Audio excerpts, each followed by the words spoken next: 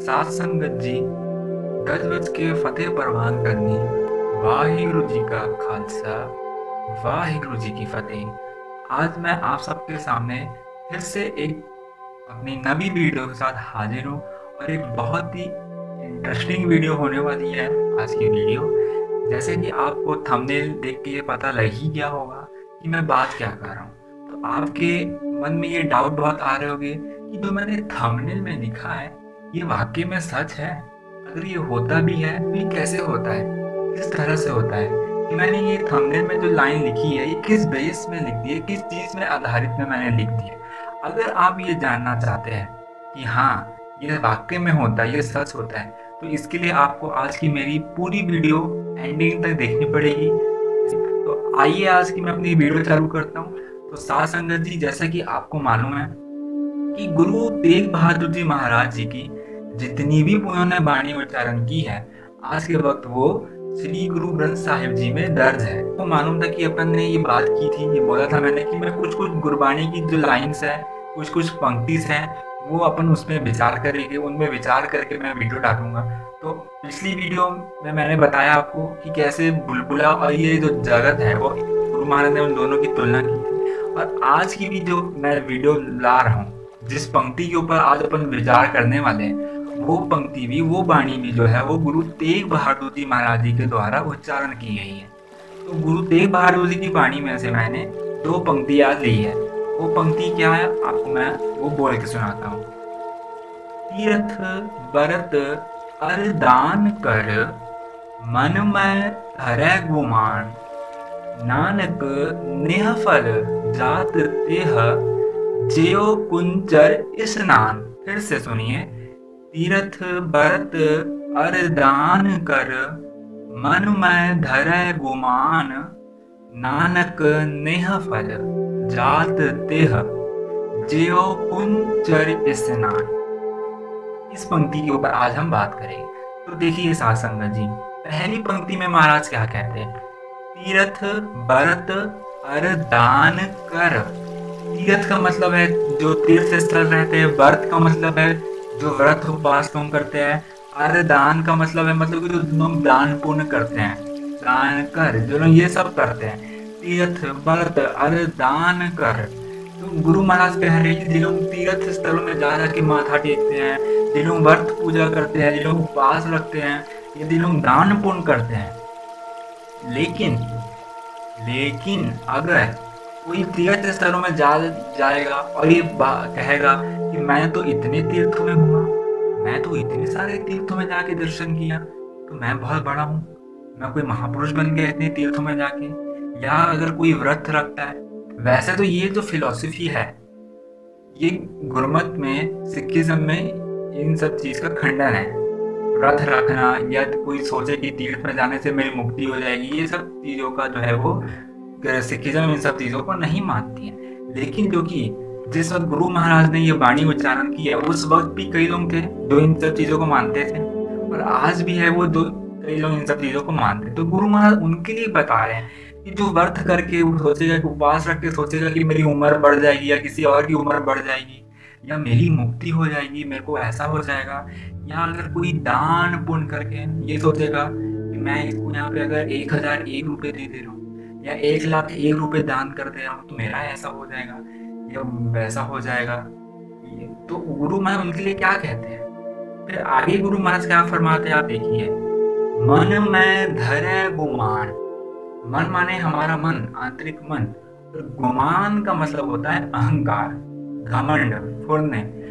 जो भी व्यक्ति ये सब काम करके, ये कर्म कांड करके, जो कि तीर्थ स्थल में जा के बार बार माथा टेकेगा, बाहर आके ये कहेगा कि मैं तो बहुत बड़ा आदमी बन गया भाई, तो व्रत रख रख के ये बोलेगा कि मैंने इतने व्रत रखे, मैंने 14 दिन का व्रत रखा, मैंने महीने भर का उपवास रखा, मैंने इतने दिन का निर्जला उपवास रखा, ये करा वो करा, या मैंने इतने 1,000 रुपए का दान दिया, तो मेरा नाम पहले नंबर में आना चाहिए, मेरी नाम की नेम प्लेट लगनी थी कि मैंने इतने रुपए दिए, कि मैंने इस चीज की सेवा कराई। तो ये सब चीज की क्या, ये सब चीजें क्यों हो रही? क्योंकि उस व्यक्ति के अंदर गुमान आ गया, अहंकार आ गया। ठीक है। तो महाराज ये बता रहे कि जो बंदा तीर्थ करके व्रत पूजा करके अगर उसके अंदर गुमान आ जाता है, अहंकार आ जाता है, उसके लिए फिर महाराज क्या कहते हैं आगे सुनिए। नानक नेह फल जात त्रिह। नानक नेह फल। तो साध संगत जी महाराज उसके लिए क्या कहते हैं जिसके अंदर गुमान आ जाता है, जिसके अंदर अहंकार आ जाता है। सुनिए, नानक नेह फल जात तेह।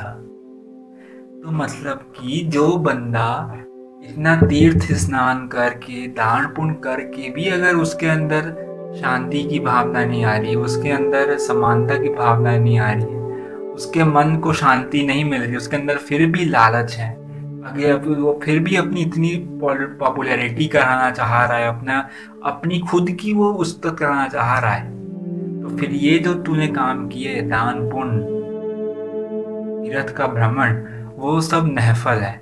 नहफल माने वो बेकार चले जाता है अगर तेरे अंदर अहंकार आ जाता है तो। फिर महाराज क्या कहते हैं, जिसके अंदर अहंकार आ जाता है उसको महाराज क्या कह रहे हैं, उसकी तुलना महाराज जी किससे कर रहे हैं, ये सुनिए। ज्यो कुंचर स्नान।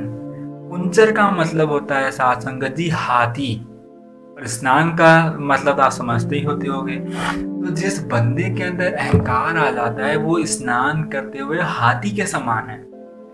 यहाँ पे हाथी के फिजिकल अपीयरेंस की तुलना नहीं की जा रही है इंसान से, ये हाथी मोटा है तो इंसान भी मोटा है, नहीं।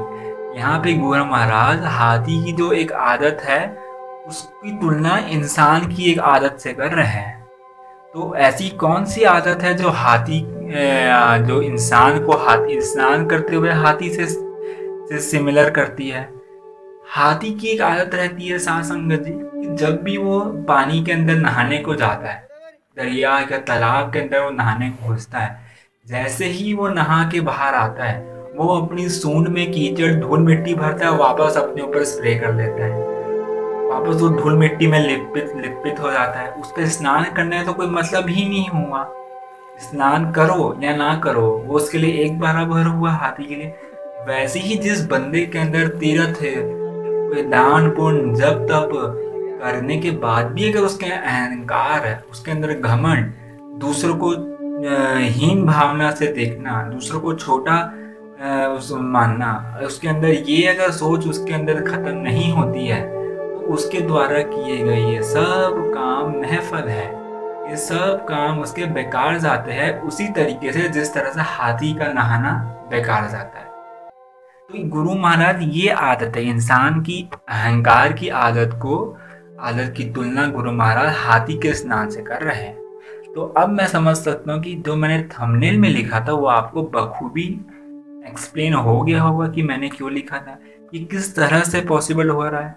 तो गुरु महाराज ने आप देखिए कितना मतलब कि कितना बखूबी एग्जाम्पल दे के महाराज हमको समझा रहे हैं यहाँ पे अहंकार कैसे जो स्नान करते हुए हाथी के समान है।